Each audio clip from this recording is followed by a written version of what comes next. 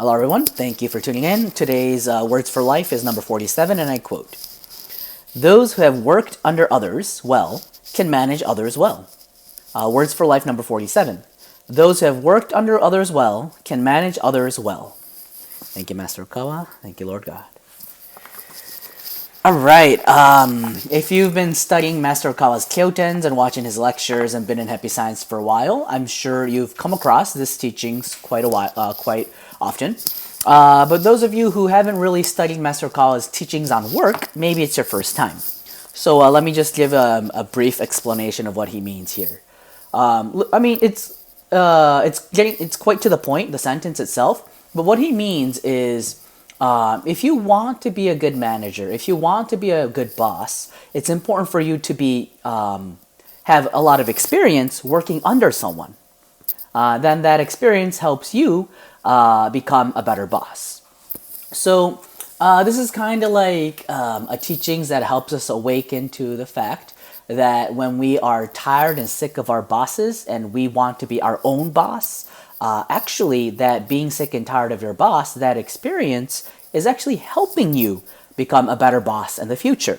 So it's important for us to be patient and work through that time working under someone. And of course, there are many different types of bosses, many different types of superiors in different lines of jobs. However, this teaching is the golden rule for work, which is applicable to any types of jobs. So if you're working under a great boss, what I learned is learn as much as possible of not just how they work, but their way of thinking. How they think and how they think into the future. A lot of, from my experience, the bosses that were really capable are the type of people who could foresee the future and they plan ahead and then they get their work done. So that was one really good trait that I learned from a great boss. Another type of great boss that I learned is he was really good with communications. He would always be taking care of the people around him or his subordinates.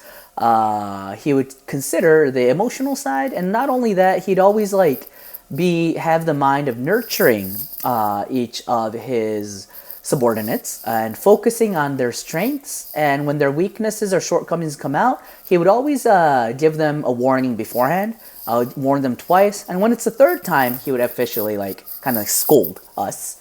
But that kind of nurturing communication that nurturing way of communication has been really helpful.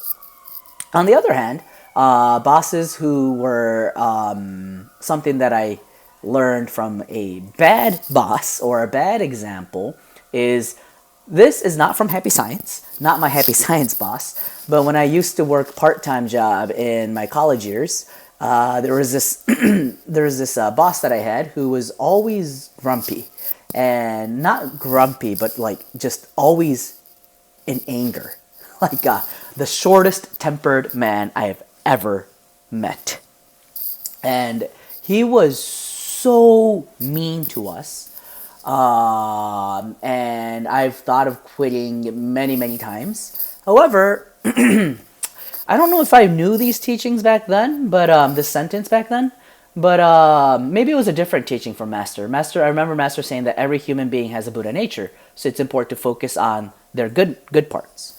And even though it was a harsh and bad working environment, always being scolded, not scolded, literally being he thought of us as trash. So it was a lot of cussing, and it was just a terrible working environment. But yet I still tried to find his good parts. And then there was a time when he was kind, just this one moment. And then when I saw that kindness, I found out that he's actually working really hard to achieve target goals. And then once I was able to understand his stance of why he was a little cranky, or not little, very cranky, but when I was able to see the world through his lenses, his view, when I was able to put myself in his shoes, then things started to change. And one thing that I learned for myself is never, focus on results. That's a beautiful thing. However, if you're always angry, obviously it's not going to make other people feel well.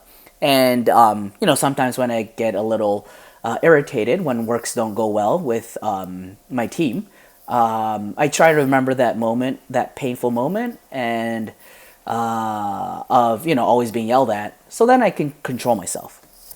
Anyhow, I don't want to go any longer, but there's always something that you can learn, and the more you work under someone, the better boss you become. So instead of like jumping to a stage where you just want to be your own boss, it's actually a training period, and it's actually a very valuable time to be learning under someone. That's my thought. What did you think? Please let me know, and leave it in the comment section. Thank you very much, and see you again tomorrow.